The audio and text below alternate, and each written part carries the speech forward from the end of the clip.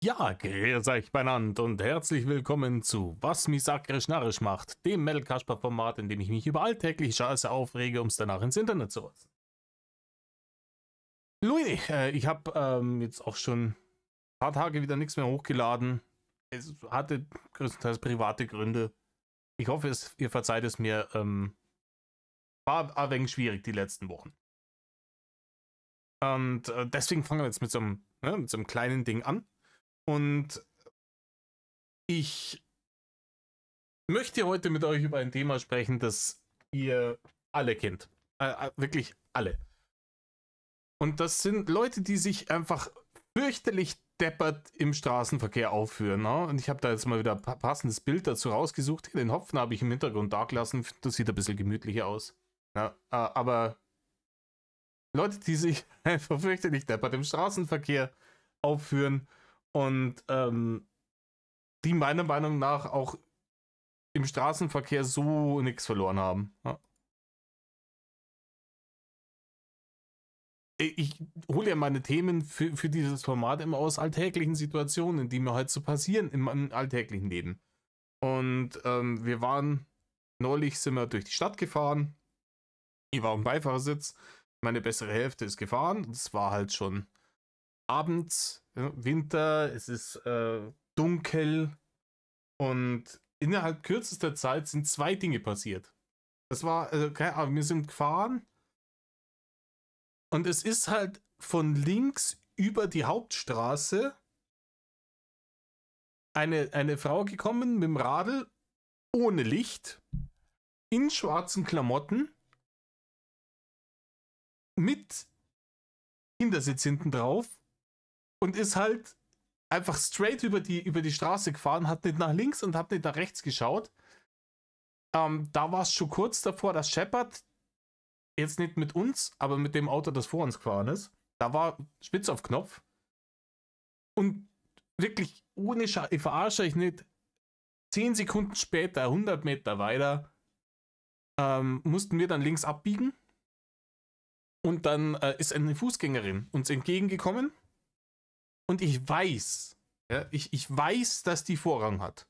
Ist mir vollkommen klar. Darüber soll es auch gar nicht gehen, weil ich höre die Leute schon, ja, aber Moment mal, wenn du abbiegst als Autofahrer, dann ist du dafür zu sorgen, dass du aufpasst und die nicht mit aufboxt. Und da muss ich sagen, das ist richtig.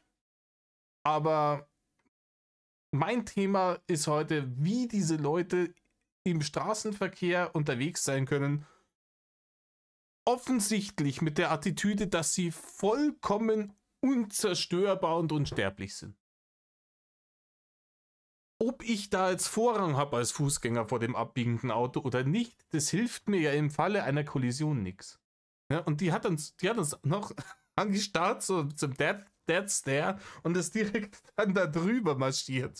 Sehr resolut. Jetzt ist meine bessere Hälfte eine sehr gute Autofahrerin und sehr aufmerksam und hat die natürlich gesehen und hat gebremst und so. Aber die hat diesen Blick so drauf gehabt, so trau dich, mich über den Haufen zu fahren. Ne?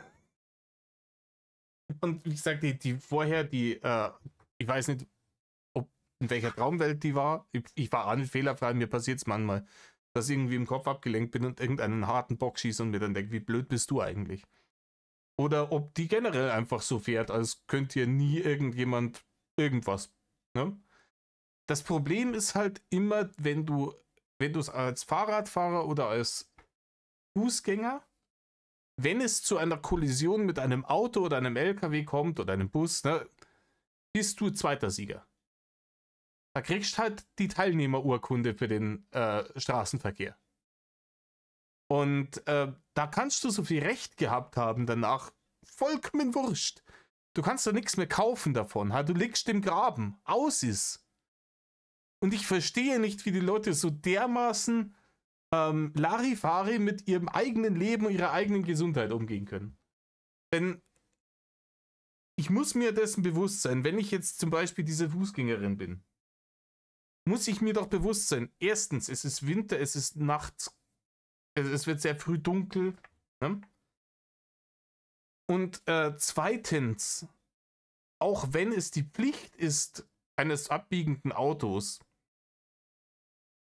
darauf zu achten, ob da Fußgänger und Radlfahrer sind, die kreuzen und die nicht aufzubocken, kann das ja immer mal passieren, dass der andere unaufmerksam ist. Es kann irgendwas immer sein. Oder auch das ist zwar verboten, passiert aber trotzdem, ja, dass der besoffen ist.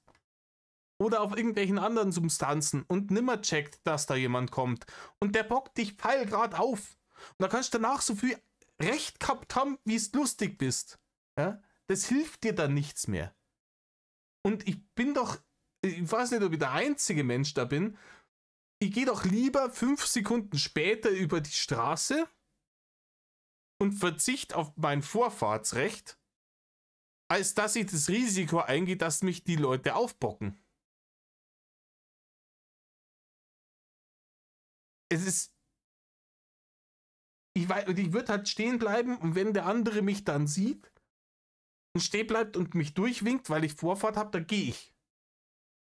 Aber einfach auf die Straße rauszulaufen und zu sagen, die werden mich schon sehen und die bremsen Acquis und alles ist Gucci und mir kann keiner was, ist für mich vollkommen unverständlich. Und diese Situation, klar, ich nehme an, diese Leute verhalten sich, wenn sie am Auto fahren sind, genauso.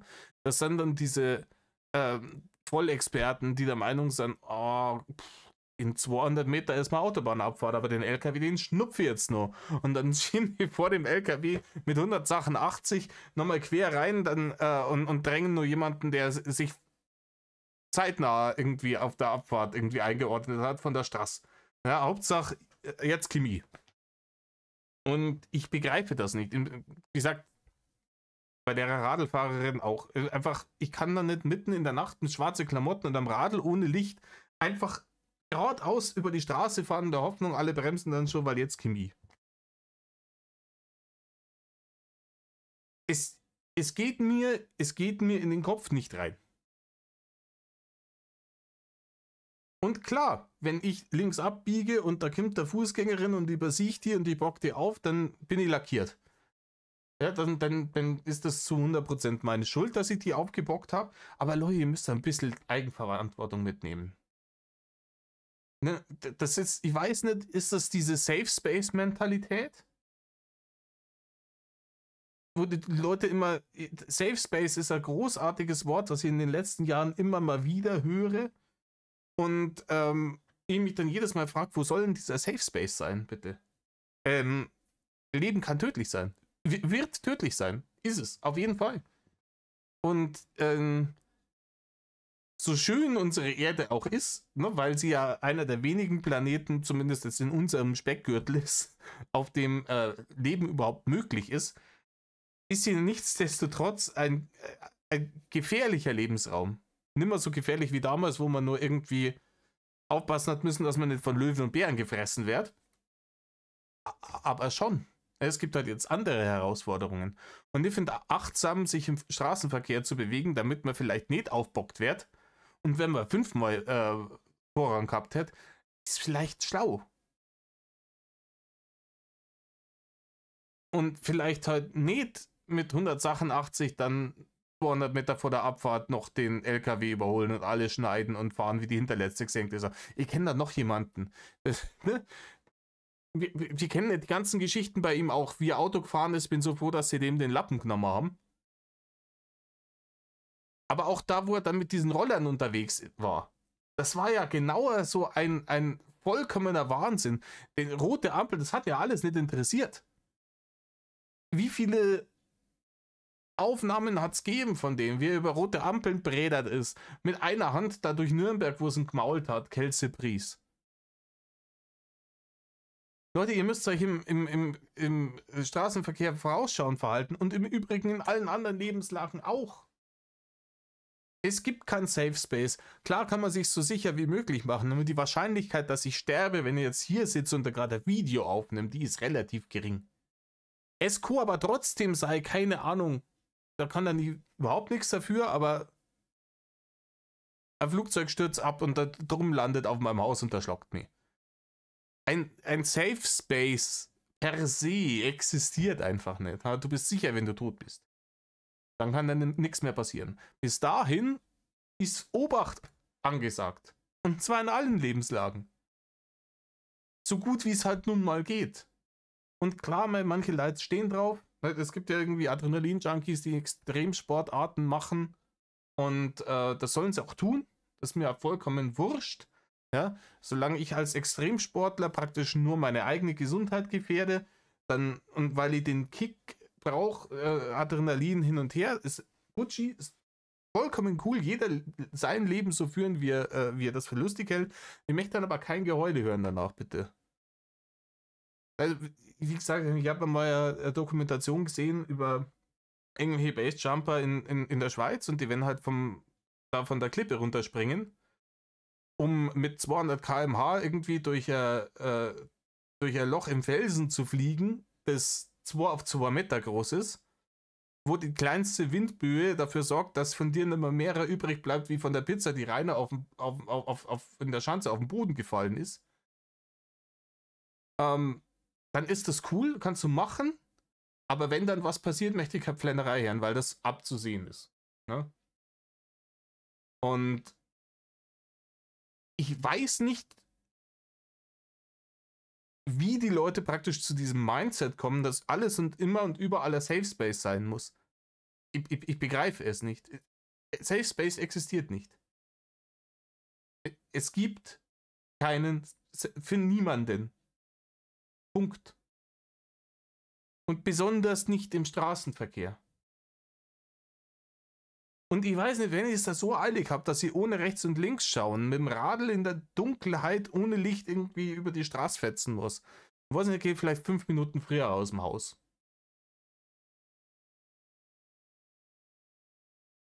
Vorschlag meinerseits. In diesem Sinne, Leute, passt auf, wo es hingeht, schaut rechts und links. Eine Vorfahrtregelung, ne, schützt euch nicht davor, nicht doch über den Haufen gefahren zu werden. Passt auf euch auf. Es ist immer besser Vorsicht als Nachsicht. Und lasst euch von niemandem erzählen, es gäbe irgendwo irgendeinen Safe Space, weil das existiert einfach nicht.